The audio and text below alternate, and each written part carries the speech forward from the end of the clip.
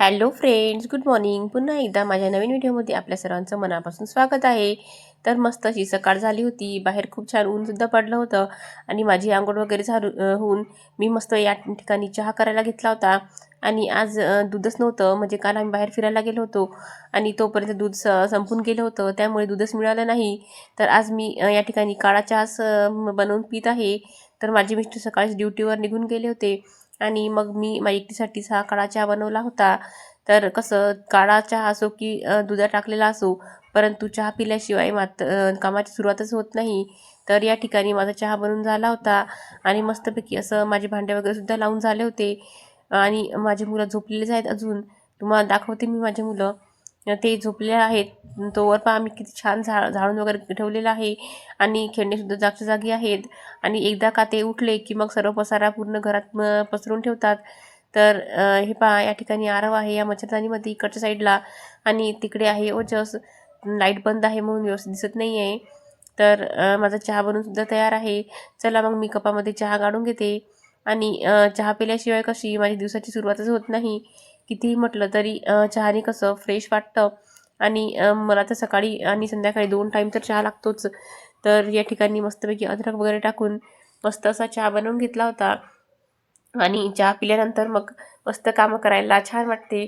तर आता माझा चहा वगैरे पिऊन झाला आणि मग काय, मी माझे केस वगैरे विंचरून घेतले. आज मस्त असे केस धुवून घेतले होते. तर या ठिकाणी केस वगैरे विंचरून घेतले. थोडं मेकअप केलं. मेकअप म्हणजे फक्त पावडर वगैरे लावून घेतलं, टिकली वगैरे लावून घेतली. आणि मग म्हटलं आज सोमवार होता, तर देवाची पूजा करायसाठी भांडेसुद्धा घासायचे होते. तर मी आठवड्यातून एकदा देवाचे स्वच्छ असे भांडे घासून घेते.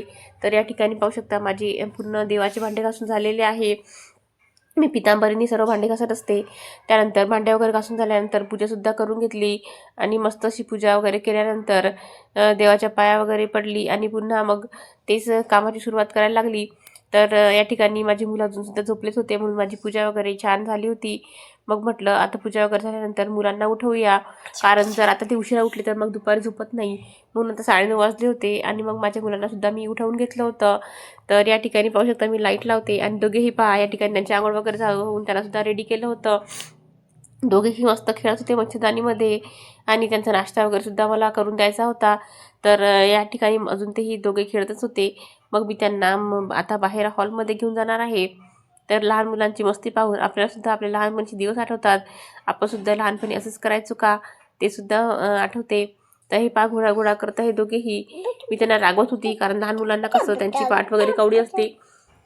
तर या ठिकाणी माझी स्वयंपाकाची तयारीसुद्धा झाली होती. चला तुम्हाला दाखवते.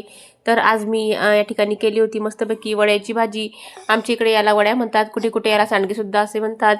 तर कणिक वगैरेसुद्धा भिजून झाली होती आणि माझे मिस्टर 12 वाजता जेवण करायला येतात, त्यामुळे मला सर्व स्वयंपाक रेडी करून ठेवावा लागतो.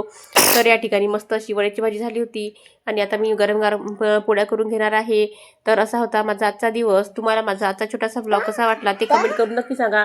आणि जर तुम्हाला माझा ब्लॉग आवडला असेल तर प्लीज माझ्या चॅनलला लाईक, शेअर आणि सबस्क्राईब करा. आणि पुढच्या व्हिडिओमध्ये असंच नवीन काहीतरी घेऊन भेटूया. तोपर्यंत सर्वांना बाय बाय.